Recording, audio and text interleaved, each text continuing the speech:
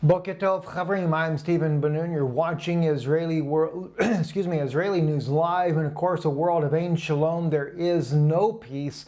Haaretz is reporting this morning, along with several other news links that we've been looking at already here. That's an earthquake. We'll go into that in just a moment here. 38 pro-Assad fighters killed in U.S.-led strike on Syrian military post. Now, the U.S. is denying any involvement in this particular actions here, but it says here in the article that Syrian State TV is reporting the U.S.-led coalition has struck military position in the country's east, leaving several troops dead and wounded. In the Syrian Observatory for Human Rights report, 38 pro-Assad regime fighters were killed in the strike. The strike took place in Al-Harara, southeast Abu Kamal, Syria, state media said, though official reports did not confirm the death tolls. A commander in the military alliance backing Syrian President Bashar al-Assad also told Reuters that drones, probably American, had bombed positions of the Iraqi factions between Abu Kamal and Tant Syria military positions. There is also believed to be that there are Iranian fighters. It says here the Syrian army alongside allied Iran-backed militias including Lebanon's Hezbollah and Iraqi groups drove Islamic State from Abu Kamal and its environs last year, but the jihadists have since staged attacks in the area. Now, if you know, also we reported just the other day that there were Iraqi forces also near Deir Ezzor also fighting against ISIS because of them coming into the country of Iraq. So I'm not really sure what's going on as of yet. We will try to keep you informed about this. Pretty much the few news sources that are reporting this are stating pretty much the same thing. It is alleged that it's a U.S. airstrike. The U.S. has already denied that it was them. I am thinking possibility, and I hate to throw Israel under the bus on every issue that comes up, but when you're dealing with Iran militias involved, and of course, Prime Minister Netanyahu has already stated that he will reach across the entire nation of Syria when it comes to Iranian forces. So it could be that Israel also, that uses a similar drones as the United States, could actually have launched the attack, justifying in their mind that it is Iranian forces still fighting in the country. Nonetheless, it's still a pretty heavy toll for the Syrian government because every time they go to make headway, they're always being bombed either by the U.S. or even that of Israel and the allied forces in the region there.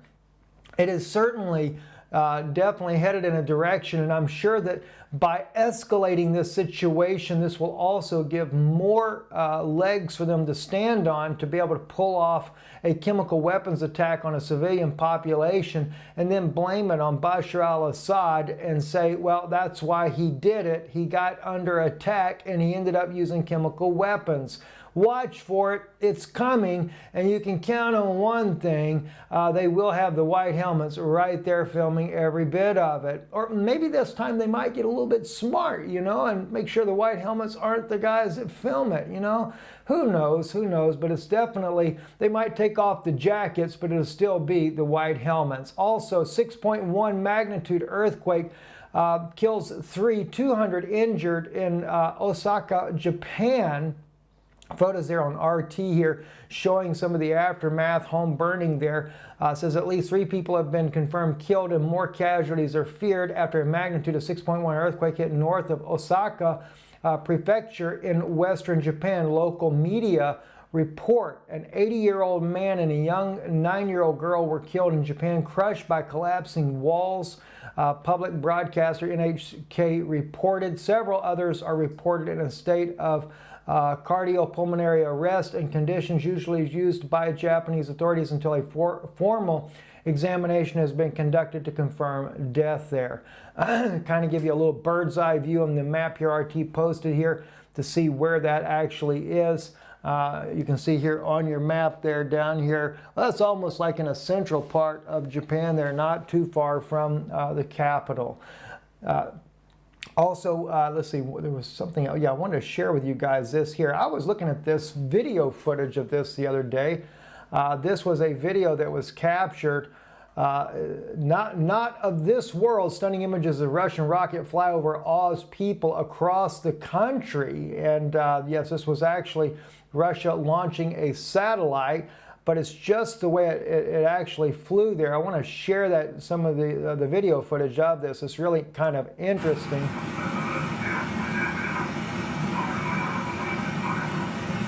It's going to separate here in just a moment.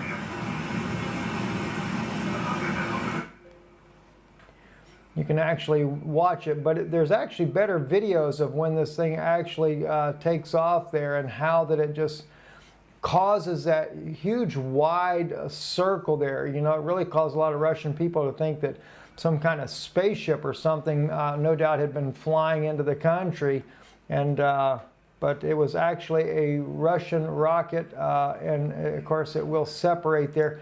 Some of the videos that I saw of this, they show this thing, maybe this one here will show it. Seems like it goes a little bit faster. Maybe they sped up the video there to show the people. Yeah, because I was watching it at a much faster rate. And then you will actually see it separate. There it goes. It separated right there in that guy's video there. Pretty bizarre thing, and just really kind of odd, you might say. Anyway, I'm Steve Benoon. You're watching Israeli News Live, and we'll be updating later this evening. We're looking at maybe moving our broadcast back, our live broadcast back, to either 8 p.m. in Prague time here or 9 p.m. I'm not sure exactly which one we're going to go with yet. Maybe 8. Because every time we try to do these so late, it makes it a little bit more difficult there. So we need to get set on a time, and also when we get back to the U.S. that we can keep consistent, that will be a blessing to as many as possible. I'm Steve Benoon. You're watching Israeli News Live. Shalom, in a world of Ein Shalom.